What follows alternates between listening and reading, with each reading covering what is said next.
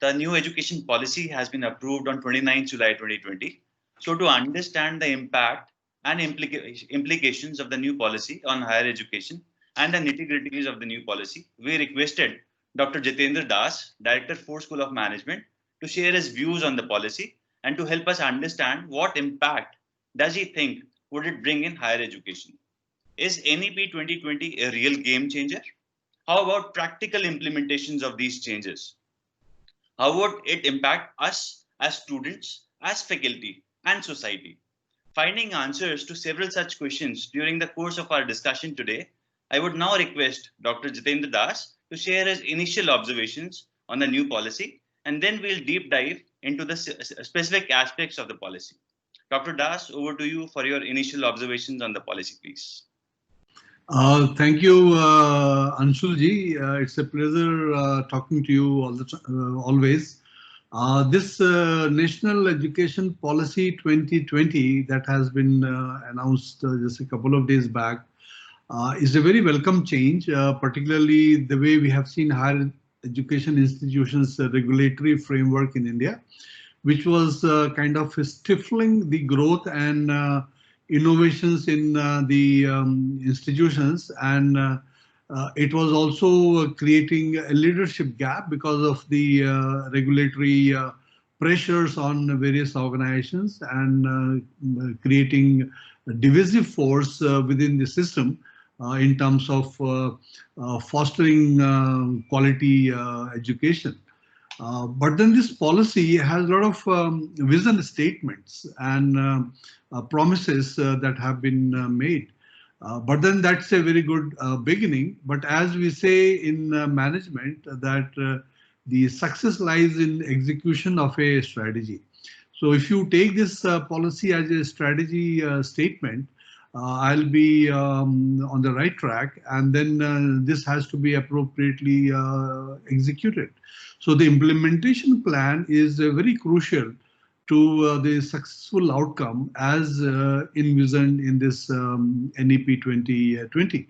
The NEP is very comprehensive in nature because it does identify the issues and the problems which have been plaguing the higher education institutes in India for many decades now, and the concerns that need to be addressed. So that's how the policy document begins with, which is the right way to start looking at the issues. And then it comes up with recommendations. And towards the third part, it looks at the execution part of it in terms of how this will be governed and what would be the different arms of the government, different framework organizations who would be looking at what components. So on the whole, I feel that this policy document is absolutely apt and has a lot of promise in terms of delivering what is desirable for a country which has had a very illustrious education system if you go back a few thousands of years. But down the line, something went wrong, and we are at a stage where the education, for example, a PhD from some of these universities in India are not even considered worth a dime in the international environment. So that's the state of affairs that we are in today. So this education policy, I'm sure, would be able to deliver as it has promised. One very important aspect which is referred to in this policy, which gives us at least I felt very happy because I have been delving into this in terms of understanding and how do we do things now. It refers to the ancient famous universities of India at Takshila, now in Pakistan, Nalanda, Vikramshila, etc. And it says that we had that kind of a system once upon a time. It also refers to Van Bhatt's Kadambari, which describes what is a good education. So you say Van Bhatt has a treatise called Kadambari, and in that he has described what is considered a good knowledge. And there he talks of 64 kalas. and then in the 64 kalas, he narrates different subjects that must be taught, which encompasses things like your arts, singing, painting, science domain, the vocational fields, etc. So today, so essentially, Van Bhatta was emphasizing that a good knowledgeable person must be adept in these 64 kalas. That means this person should be familiar and knowledgeable about singing, painting, science field, vocational field, etc. Now today we are calling it liberal arts. So the liberal arts was actually embedded in our education system once upon a time, and down the line we lost it completely. And I also see a very high quality education system as fostering the economic status of the country. So when we had a very high-end, high-quality education system in India, we go back to the Takshila and the Nalanda times, then our contribution to the world trade was very high. It was to the tune of about 30%. Today, with our PhDs not being considered worth the time in international space, by and large, our contribution to the world trade is merely close to 2%, which is a major change just about 2-3 decades back. So I see a very close link between the economic growth or economic health of the country with the quality of higher education. So I think it is very aptly timed, because as a society, as a world society, we are also going through an upheaval in the knowledge levels that we have because of the technology which is coming in, and the disruptions that has happened because of the new technology in the way we do things. So it is about time that we reformed our education system to take advantage of these disruptions that is happening and propel the education to a much higher level. We also know that the Indians who go abroad have excelled in whatever field they have been. Now, the way I see it, that when Indians in India are not achieve that kind of a performance level, while if in the US they are able to achieve that performance level, then essentially the only differentiator I can consider here is the environment. So the American or the North American or the European environment is such that they encourage and foster towards conclusion in terms of success measures, while in India our system is such that talent and merit takes a second seat when it comes to different kinds of profiling. So we need to look at that. So there are two aspects to this. One is the broad environment that we are operating, which is the socio-political economic environment that we are in, and the policy framework that we have. So if you have a good policy framework, it's like, you have a good strategy, but you don't have the environment to implement it properly, then this strategy remains on a piece of paper and nothing happens. So we need to also be appropriately sensitive to the environment that India is in today, which is socio-political economic environment. So we need to also look at that before we really start saying that this policy will take us to where we desire ourselves to be. But this is a very good starting point, and we need to take it forward.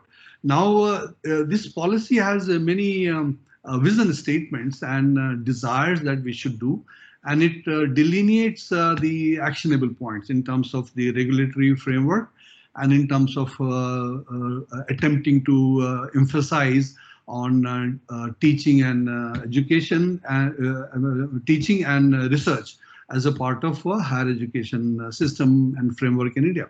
Now, I'm not going into details like the flexibility that this policy is offering for students and for teachers in terms of ability to save your academic credit, and you can exit the education and you can come back, which is very much there in some of these Western countries. And I've seen students who are in their mid-30s coming back to the college to pursue their graduation degree. because they can do a 1-year course, go back to the job, and come back after a gap and continue from where they left. So it meets their professional and personal requirement of maintaining income source and also attaining a degree, which was completely missing in India. So with this kind of a policy, I'm sure a lot of people who were not able to pursue higher education would be driven to come into higher education and enlighten and make themselves more relevant to a higher level of job scenario.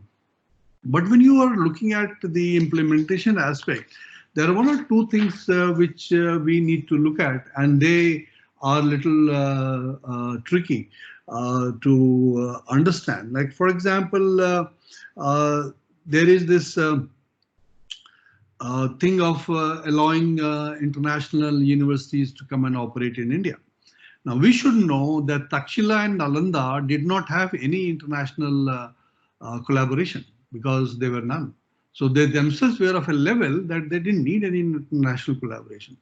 Now, the Indian talent is par excellence. So we need to see how do we foster this an environment where Indian talent reaches that level where you don't need to bank on the international universities to come and do some hand-holding for you. Because there are a lot of examples. I can quote one example. This is way back in 1998 when India did the nuclear test, Pokhran 2 as it is called. US at that point of time put India into some sanction list, and one of the equipment, the device which they were to supply to India, they said we will not give it to you. That was the navigation system. The navigation system for rocket launch and for aircraft that was being planned to be manufactured. So the US said we will not give you this particular technology so that you don't misuse it. Now ISRO and DRDO, this was all in the newspapers, and then I was able to get some more information. So they were in a fix. So the entire project got delayed because the navigation system is now not available. And you know what? In 5 years' time, our Indian scientists were able to develop our own navigation system. And today, the Indian navigation system is considered one of the best in the world. We have these missiles, BrahMos and all that. They're considered much more precise, which is essentially because of the navigation system as compared to some other ones. So what I'm trying to say is there is a talent. We need to create that driving force for them to come up to their potential. So this is what we need to look at. So when you want to invite international universities, that's a welcome sign.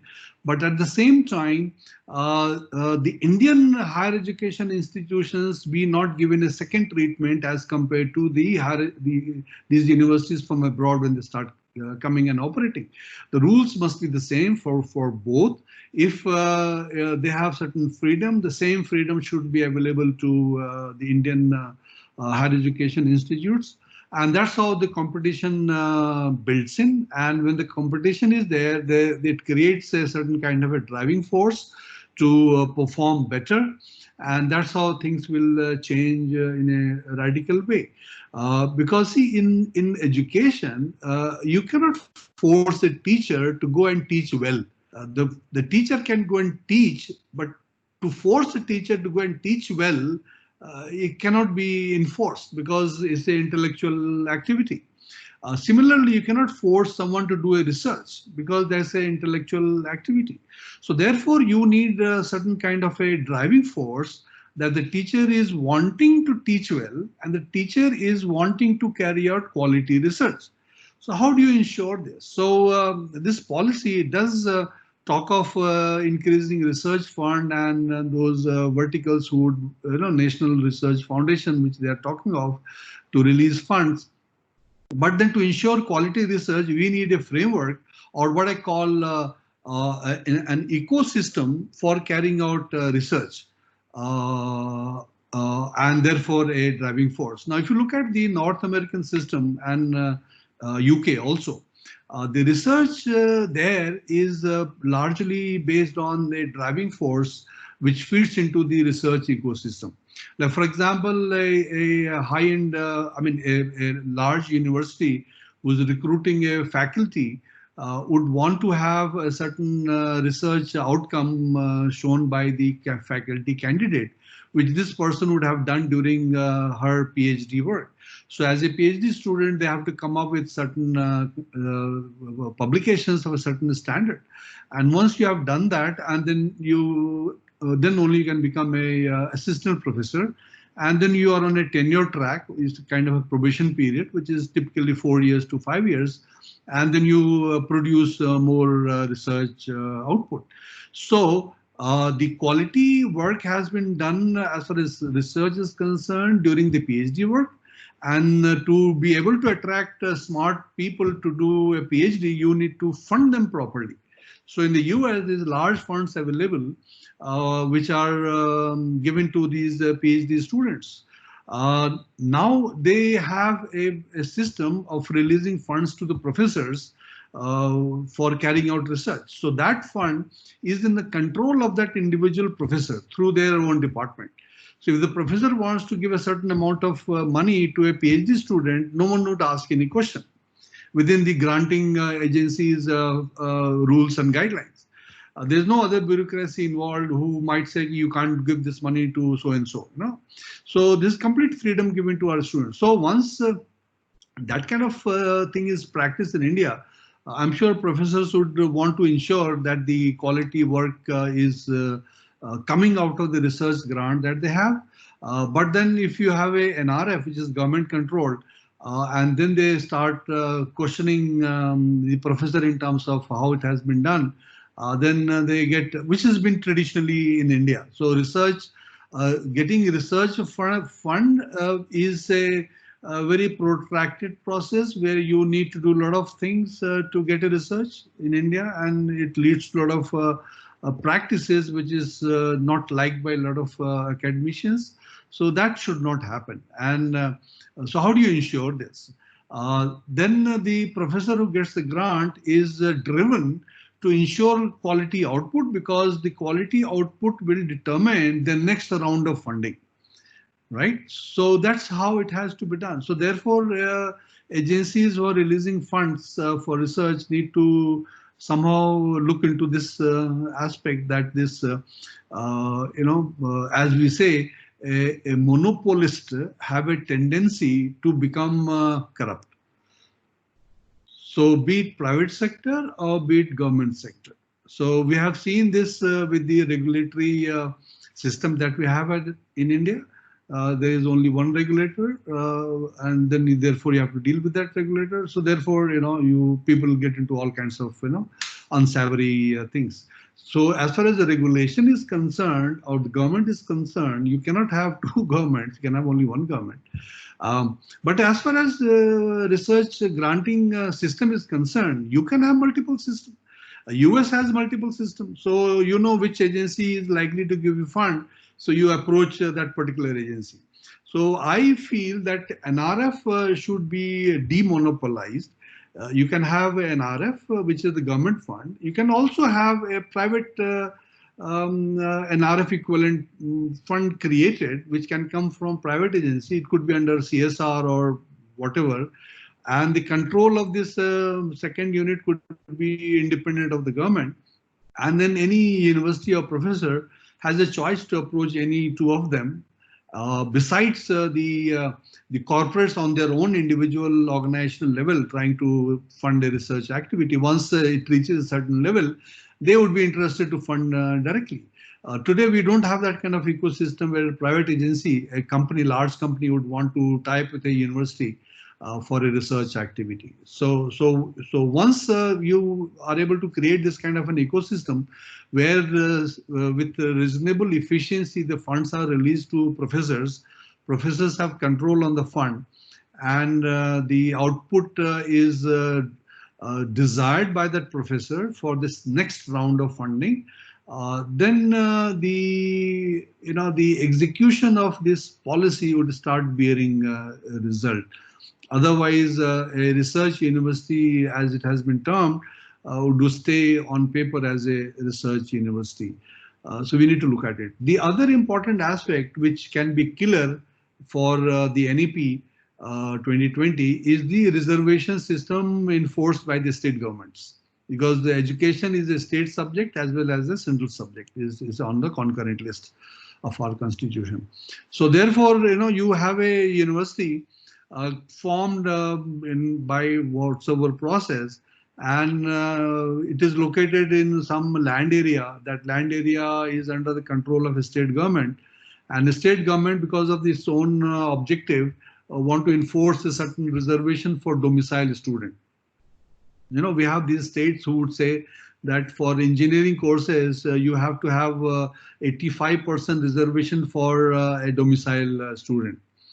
Right now, you are, now you are stifled by this. So if there are more talented students available outside the state, you cannot admit them more than the 25% of the total seat capacity. So you have a problem here. So once the state government starts enforcing these kinds of reservations for the state domicile, the quality will suffer. And the state governments can also enforce the reservation for staff positions for domicile student. They might say that you have to have 75% of the staff recruited from the state itself. So you may not be able to bring in smarter people from elsewhere. So it will also stifle your quality. While you may meet the requirement in terms of numbers, so you may have more than 3,000 students learning in that university, as it says in this policy, that there should be upwards of 3,000 students in each of these universities. But then you may not have the smarter staff working for you. You may not have the smarter students enrolled in the program, and so therefore quality will suffer. So we need to look at these aspects as to how the government will control this, because the education continues to be on the concurrent list. The state government is free to enforce these kinds of restrictions. Then there is another statement here which talks of regulation of fee for the private higher education institutions. It talks of a committee. It does talk of transparency and objectivity to set an upper limit to the fee that is to be set. But one needs to look at this as to what kind of committee is looking at setting up the fee. Though the statement looks very proactive in terms of ensuring that the private institutes do not suffer, so the fee be set appropriately. But then the whole issue is of the orientation of the committee who sits to decide on the fee. So depending on the orientation, the fee could be set rather low, or depending on the orientation of the committee, the fee could be set at the market rate and or what is desirable perspective. So this is what one needs to closely look at. If you go by a typical, let's say, a left orientation, then this committee would want to set a very low fee and yet desire quality, right? And we all know that quality doesn't come cheap. Like imagine government saying that no smartphone can be sold for more than 5,000 rupees. Now, what kind of quality phones you will have? Now, this policy almost states in an indirect way, though, right to education up to 5+3+3 and entry level to the bachelor's degree. So up to bachelor's program, that is undergraduate program, you may have some kind of a regulation on fee. But once it comes to the graduate programs, which is post graduation, after a bachelor's degree, anybody who goes into a higher education, it is a choice. The student has choice to go or not to go for a higher education, and the quality is to be delivered. So, and when you're buying a phone, you want to spend more money, you have a better phone. You want to spend less money, you have a relatively inferior phone. So same is applicable to a higher education. Higher education, if you charge a fee high fee, and if it is inappropriate, students will not come. Right. So the market forces will kind of guide how much fee is to be set for a higher education, which is a graduate program, like any graduate program, and for that matter, even the undergrad program, it can be a choice. After doing 5 plus 3 plus 3, it is a choice. You may want to pursue an undergrad program, you may not want to pursue an undergrad program. And a whole lot of jobs are there which does not require a student or person to be having a graduate degree.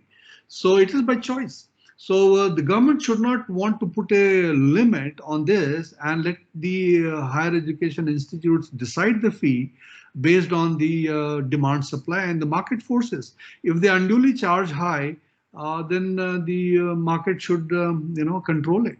And if you are opening the opportunities, then good institutes will come up. And if you look at the current times, there was a report few days back, close to 180 institutes closed down because of this pandemic. And 3-4 years back also, there are a lot of news. So many business schools have closed down, so many engineering colleges have closed down. Now it's all because of market forces. So if you're charging a fee and there are not enough demand, no one would be interested in studying. So I feel that the policy should address this particular fee aspect in this particular way, rather than enforcing a certain fee regime where it can stifle the quality in terms of what is delivered to a student, because quality is something which can be viewed differently by different orientation of the people. So I know what I'm saying is, if you have a left orientation, then you could say that quality can be delivered at it's a very small fee. But private institutions don't have any grant coming from anywhere. Right. So if there is such a fee regulation, it should be enforced only for the government institutions. For example, the government university should charge very low fee. So a good student can go to private, need not come to private, they can go to government institution. So let the fee be very low, and once where they can have a grant, all the education in government institutions, university can be subsidized, and high quality education can be provided at a much lower fee. For example, IIMs and IITs, you can charge a very low fee. Is the taxpayers' money that going into this in the name of social cause and things like that. While at the same time, the private institutions, they are out in the market and they have to fend for themselves. So if they charge high, the student who consider not worth it would not be interested. So this aspect one needs to look at when you are trying to see how things will work out for you. So these are the initial take that I have. So essentially, in summary, the implementation aspect of this policy is very crucial, or what we say execution is very important. Though the framework is there, but the execution may not happen as desired. And we also know it is a commonplace knowledge that any monopolist has a tendency to become corrupt. So that needs to be looked at very closely, because once that thing sets in, on paper things should look very fine, but in reality, no quality education will happen. And if there is any learning that we can have from the ancient universities, Takshila, Nalanda, Vikramshila, we need to understand as to how and why they had excelled. So it's some set of people wanted to create a learning center, and so they created a learning center, and they identified who are the gurus, the teachers, and they just set it up.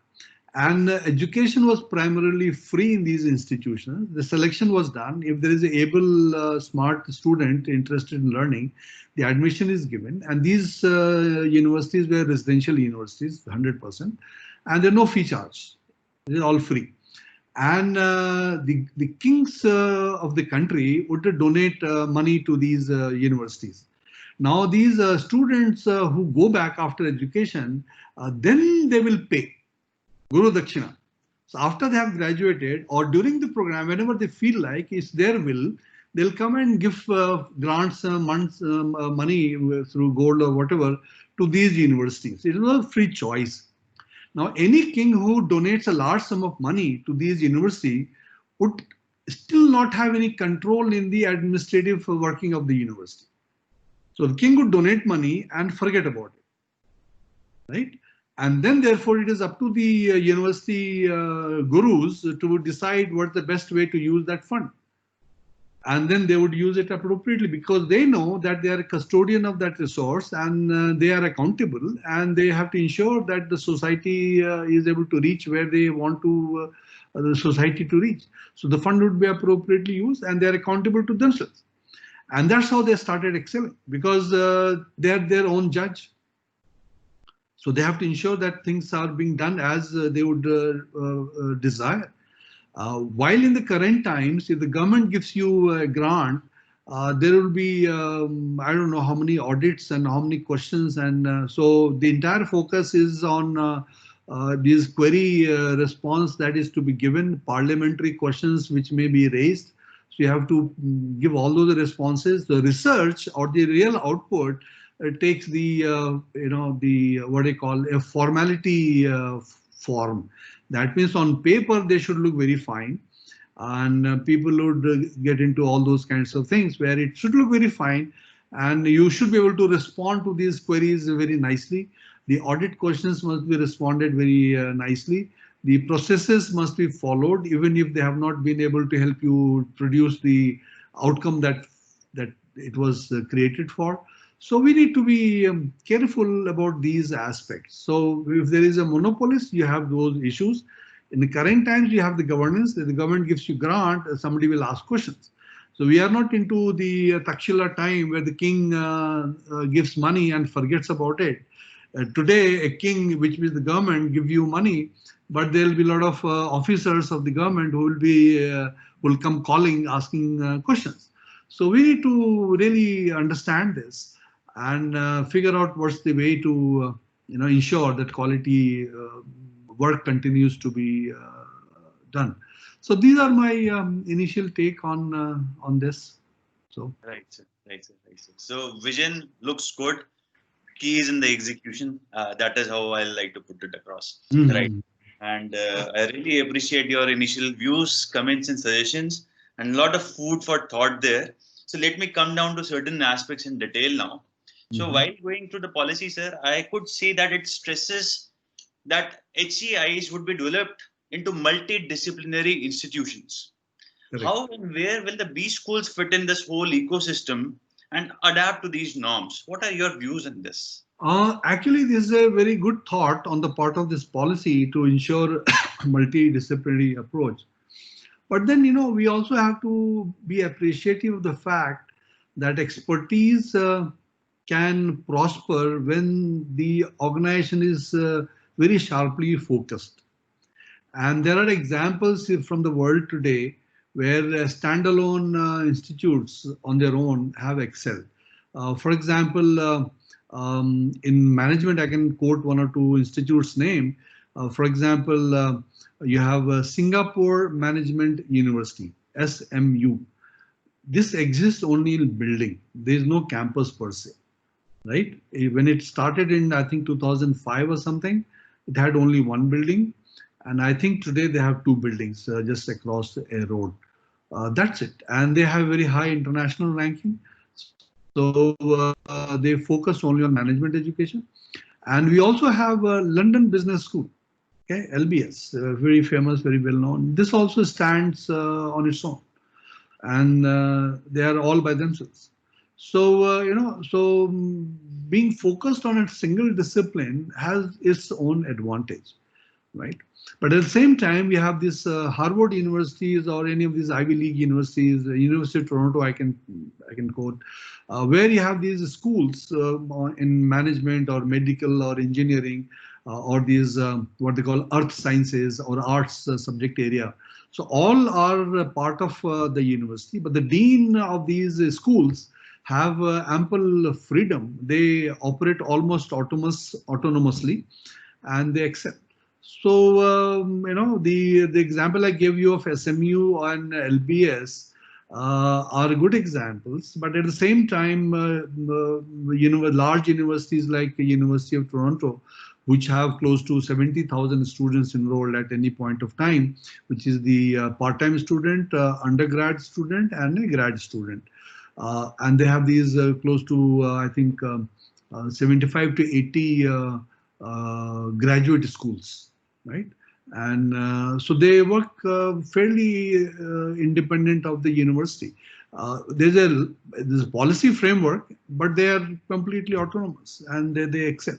So we need to see how, when you do a multidisciplinary thing, like for example, let's say IITs, which is so far primarily operated only in engineering, tomorrow they open a medical school. So one of the IIT has engineering school as well as a management school and also has a medical school. So this integration, how would it improve the medical as well as engineering learning environment? Or would there be some problems that may come up? So we need to see. Now, if you look at the technology aspect of it, running or having a medical school within the framework of IIT would be of a great advantage, because the technical knowledge in the IIT engineering space can be more seamlessly deployed in medical education and vice versa. So likewise, you have this AIMS, AIIMS, All India Institute of Medical Sciences. Maybe they can run engineering college, because there's a lot of technology involved in all medical treatment and equipments.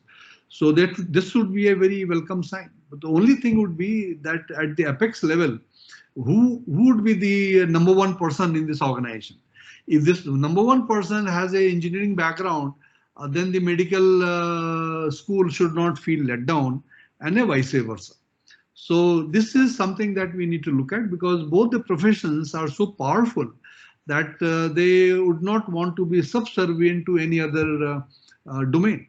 So when you have a medical college and an engineering college, and if the number one person in the organization has a medical background, then how would the engineering schools take it, and vice versa? So this aspect is a human nature.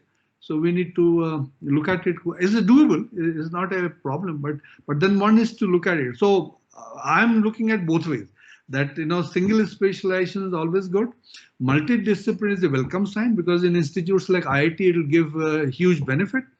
But we should leave this to some of these named or some good higher education institutes. If they want to operate only as a single discipline, I think we should permit that. So I mean, that's what I feel.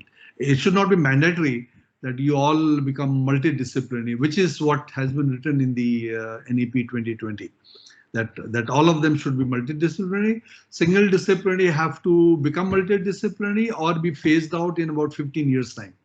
Yeah, right. So that's how it is. But I think the government need to be a little soft on this, because the single discipline expertise has its own advantages.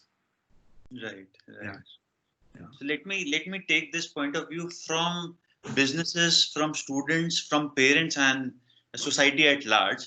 So let's suppose that there is a student who is currently pursuing a degree in finance, and he also adds a fashion degree with it. Or maybe he is a doctor, and as you suggested that he is also having an engineering degree attached to it.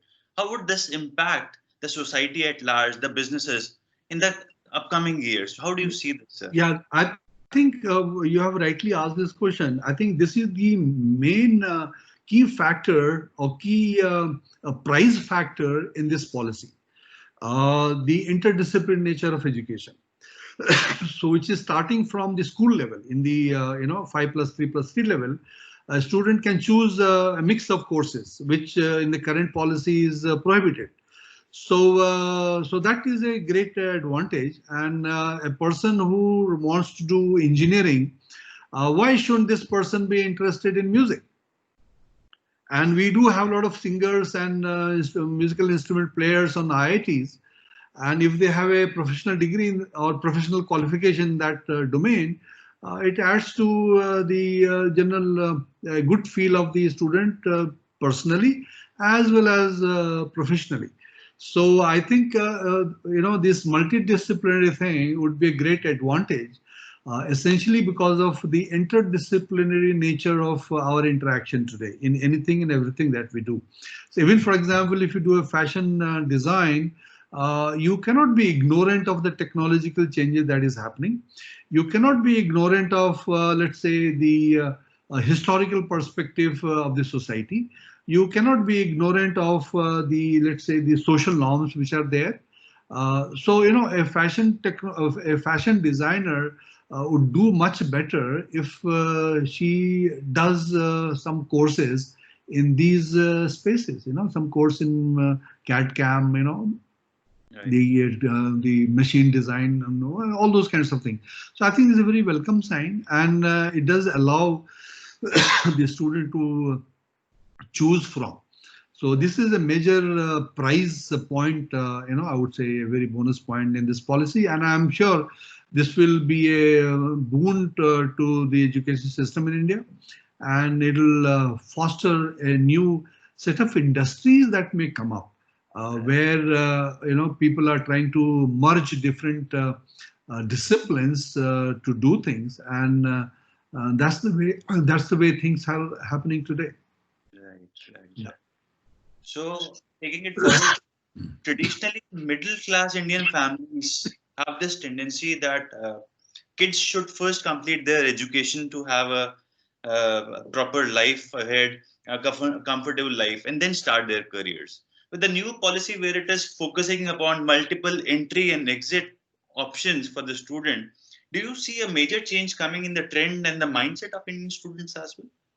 I think it will, because these days students are more aware of what they should do, and there are instances where at the school level the kids are influencing their parents that I will not do this.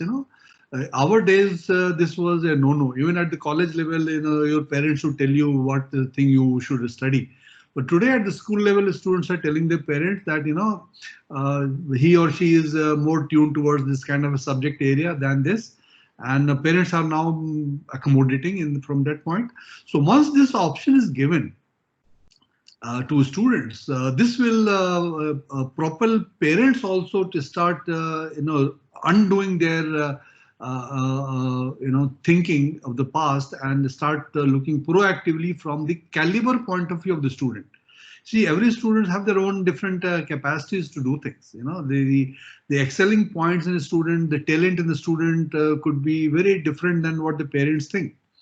So with this kind of a opportunity now, I think it will do very well, and then it will lead to a appropriate emphasis on the new industrial space or new job domains. Now, for example, someone, let's say, someone who's artistic, but he loves the grooming, human grooming, beauty parlor for male or female.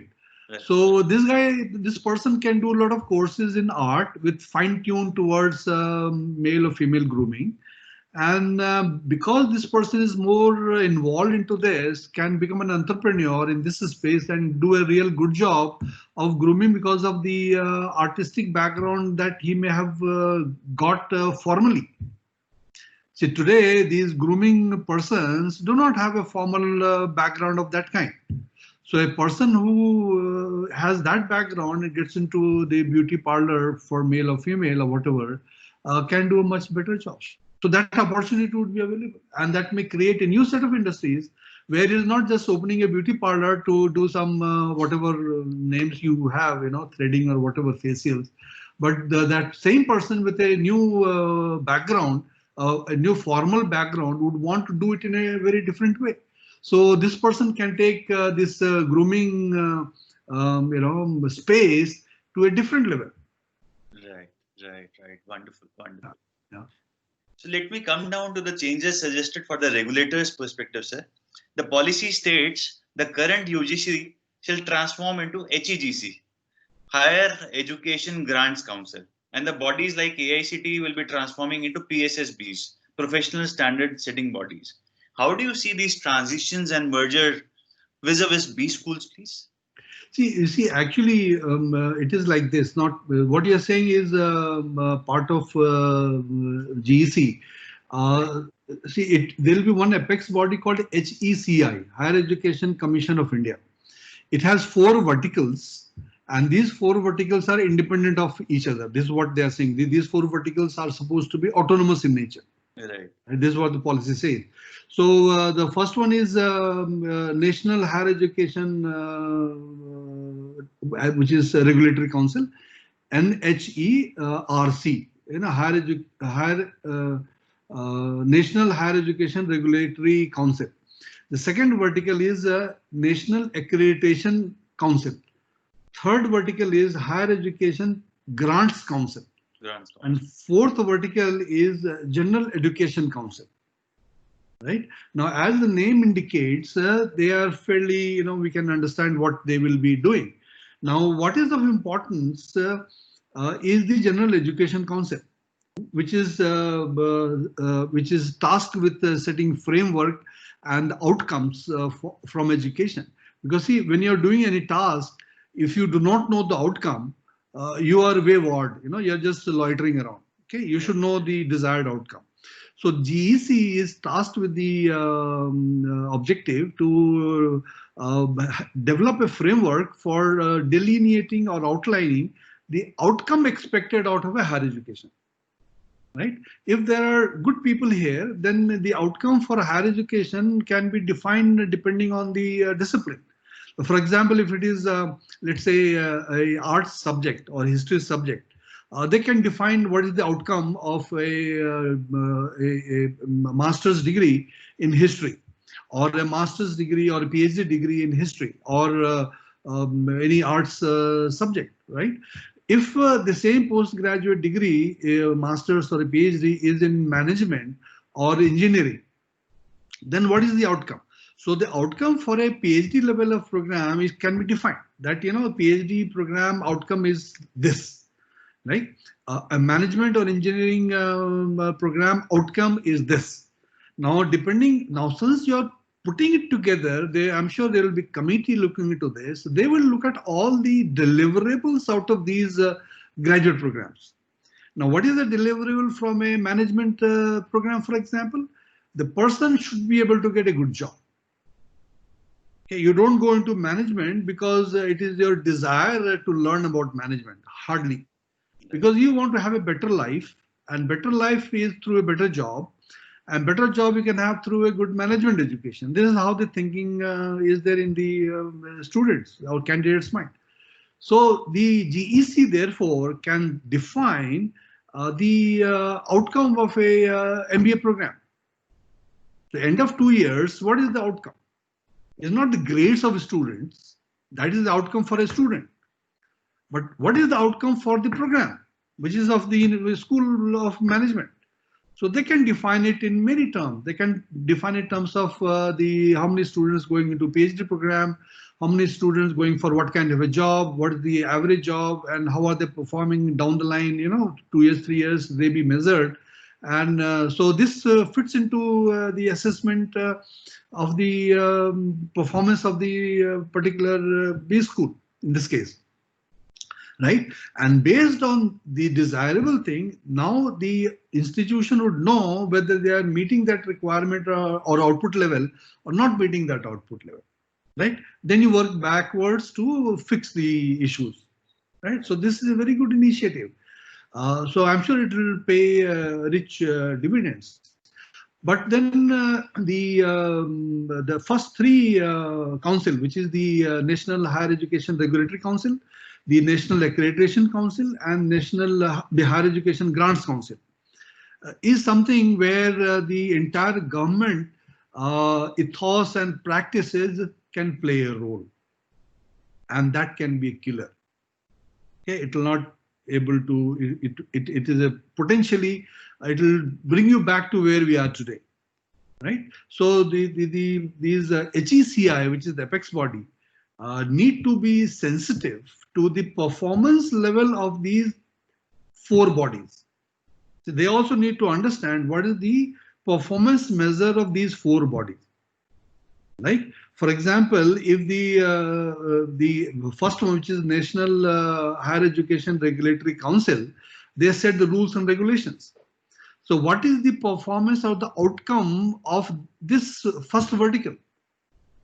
Right? Like, for example, if you look at the AICT today, so what is the performance of AICT? How do you measure performance of AICT? Nothing. There is no measure. So they go like on their own. They do things. They are not accountable for any bad things that happen. Right? Why shouldn't they be? Because they are the ones who set rules. Very simple example. They give you that you can admit only 60 students, right, in a program. Now the students withdraw after the program has commenced. Right? Now, when the students withdraw, there's a revenue loss for the organization, be it government or private. Right? Now, how is the regulator, AICT, accountable for this revenue loss? Today, no.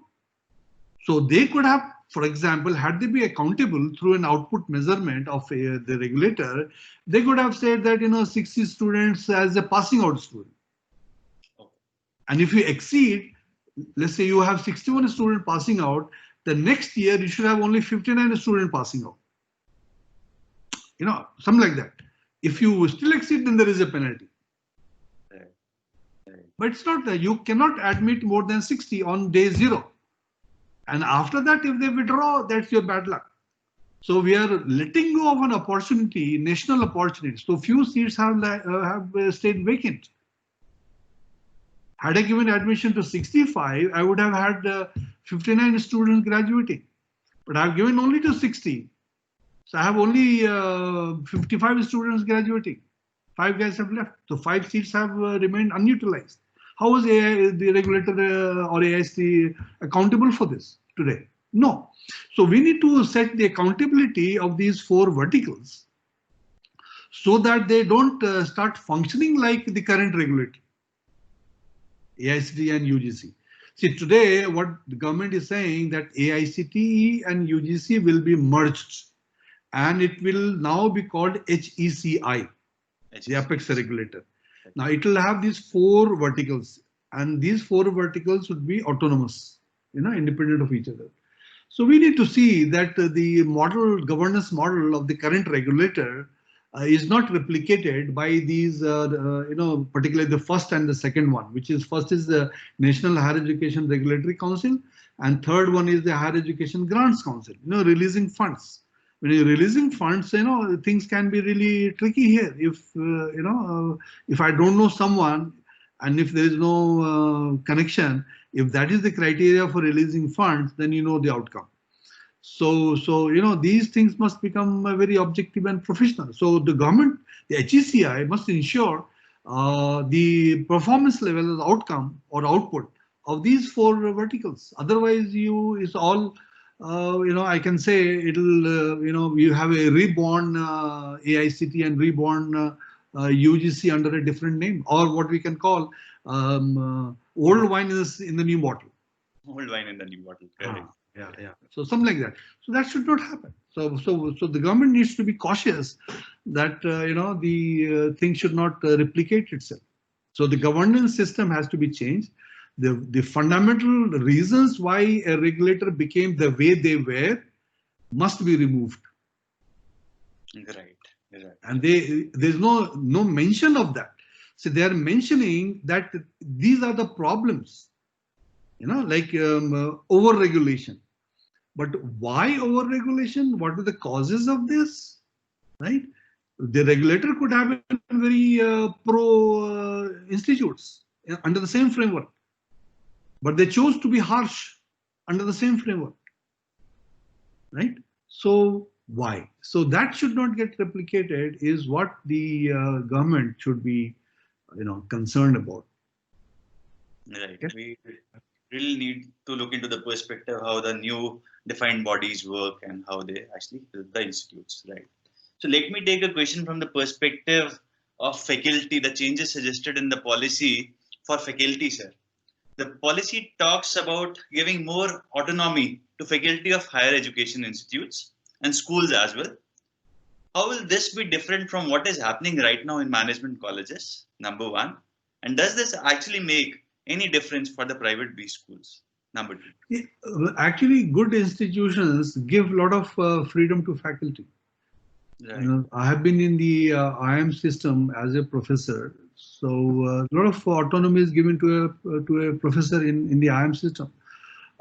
At Ford School, we give a lot of autonomy to a professors. Everything is rule based. As long as things are rule based, the professor would know what they can do, what they cannot do. So that gives them a lot of freedom. So if this is enforced, then it is good, because see what is happening today. A lot of private BA schools, okay, do not give that kind of a freedom to the professors, right? Because of the objectives are very different. It can be skewed, what is on paper is not being practiced. So, and they get permission from the regulator to operate for whatever reason. So they would operate, and there is a dearth of jobs, so people would get into a job, those things will happen. So once this framework happens and the autonomy to the universities, institutes is defined, and autonomy to a professor is defined, it bodes good for the fraternity. Okay. Yeah. So this policy also states about the entrance exams of management, sir. It says that NTA will be conducting all the higher education entrance exams. Do you think this will also impact these CAT and ZAT and other exams?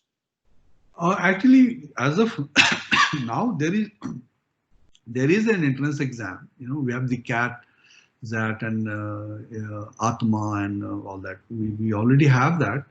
So if there's and there are multiple exams that is happening, which is not good. So if you do national level exam, it's a good thing. But there is a big problem here. Big problem is, when I'm giving admission, I need to know the difference between two consecutive students. Two students who are very close to each other. I need to know the difference, right? So if I set a very tough question, then I will be able to know the difference in the brilliant ones. Because a tough question, those who answer I know, those who don't answer I know. Below par, everybody will not answer that question. You see that point? So below, for me, everybody has not answered that question. So I cannot differentiate between one versus the next one. We call it discriminating the hierarchy. So I cannot discriminate one student against the other in a merit list. So if I have one single exam, it's very difficult to have a one single exam where, just for our discussion's sake, let's say if I considered an IQ of 120 as a very good IQ, and so we have a population where the IQ can range from 160 to, let's say, 60, right? If I set a question paper which is tough, then I will be able to identify the top student from 160 level or to, let's say, 100 IQ level. Below 100, everybody has failed, right? If I set a easy question, then all the students below 100 IQ, I can distinguish, because some have answered, some have not answered.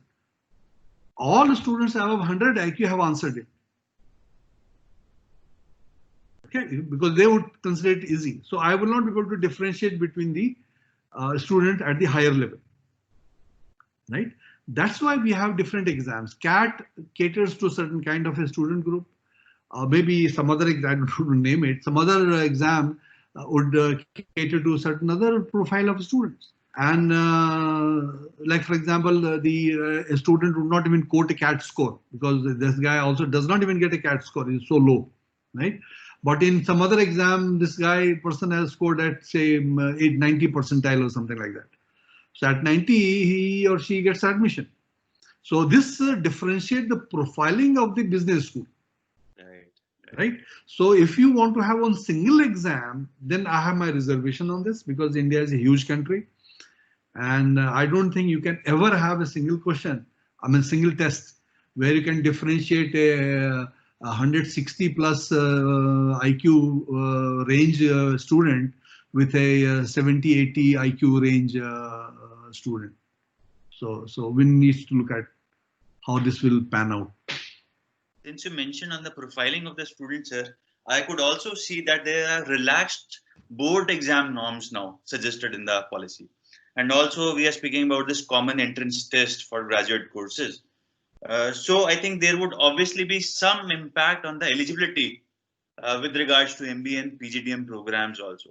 And moreover, when we speak about the multiple exit and entry points now, how do you see this from a B school's perspective, sir?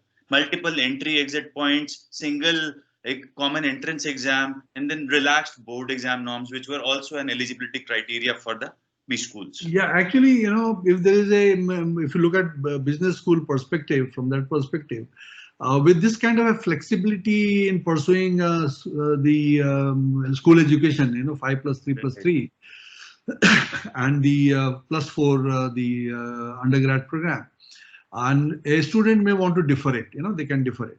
So let's say the person does the first year of university immediately after 11th, and which is 5 + 3 + 3, and it goes off. And after 2 years comes back and then continues, because this person's credit is saved, academic credit is still there. Yeah. And after 2 years, he does 1 more year, and then he takes off, he goes back to the job and comes back again. Later he comes, and then by the time this person may have done his first year in undergrad at the age of, let's say, 18. Okay. And this person, after the break, which is permitted, it does not talk of a limit, how many years you can have a break as of now.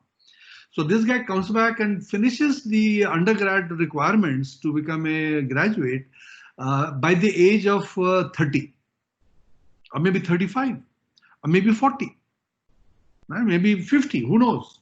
Right now, after this person attains graduation, and let's assume that this guy has an IQ of 160, he's a very intelligent guy. Now, he was not able to pursue the undergrad program because of some personal reason. Okay, it can happen. Now, at the age of 50, this person sits in your CAT equivalent exam, CAT or whatever exam, right, and competes, right? Now, in the current situation, a person with the age group of 50 would be denied admission. So there is upper age limit, right? Now, in the new system, an institution cannot deny admission. You cannot, because the system permits him to defer education which he or she started early but finished late. So the system would respect this kind of a deferment. So therefore, the graduate programs, which is the MBA on others, have to be in sync with this. So the age bar that is typically there in admission would actually vanish. Should vanish. I mean, I think it will vanish because they'll be forced to. Right. So it gives new opportunities to the able students who are advanced in age to pursue a graduate program, which is a very good thing. Right. Mm-hmm. So this discussion could go on and on, sir, but in interest of time, I'll ask you my last question of the day. And as is being said all over the media channels, that policy has tried to amalgamate all global frameworks into one. Do you see any challenges in implementing it in regards to Indian ecosystem? Yeah, there would be challenges in implementing this. As I shared with you earlier, the success of a strategy lies in its execution. So if you take the NEP 2020 as a strategy statement of the government, then its success will lie in its execution. Though the policy very clearly outlines the different arms, the units who will be working to deliver the desirable outcomes, but the humans are humans. If I don't want to work well, you cannot force me to work well, unless and until there is a system which forces me to work well or penalize me if I'm not working well, right? So the only way I see, given the Indian socio-political economic system that we are, where people are prone to deviate from the desirable work ethics and work norm, I think the government should make a provision for ombudsman. Okay? So you have an ombudsman who is an independent authority and has access to all documents of the agency or the institution, and empowered to look into the redressal of the issue very quickly. So all large, like for example, I did my PhD from University of Toronto. There was a ombudsman. So ombudsman is an independent body. You can, if there is a problem with you, anyone, faculty, staff, student can go to ombudsman, talk to this person, share your problem, and the ombudsman will give a decision, right? And that decision considered final. So you don't have to go to the court.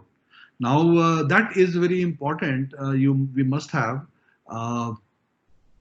because in India, if someone is not performing the job as they are expected, and if you go to the court, then that's the unending process. The way it is today, it takes very long for any redressal.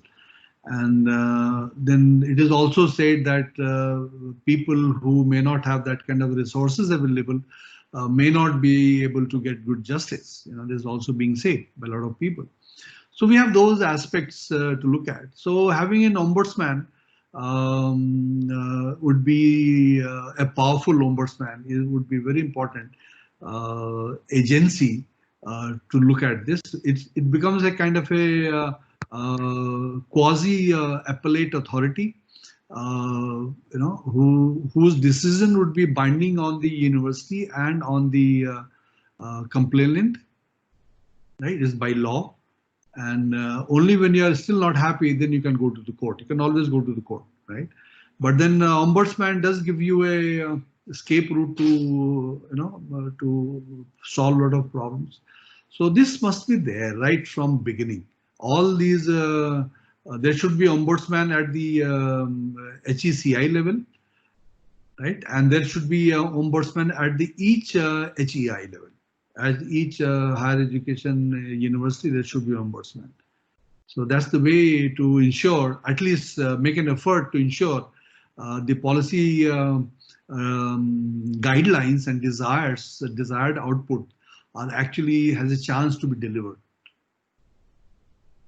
Else your policy may remain on paper, and on paper people can file reports that we are doing very well, but the ground reality could be very different, as we have seen today, or as we are seeing today in the existing system. Thank you so much, sir, for a great discussion, and as always, very candid and frank views from Dr. Das.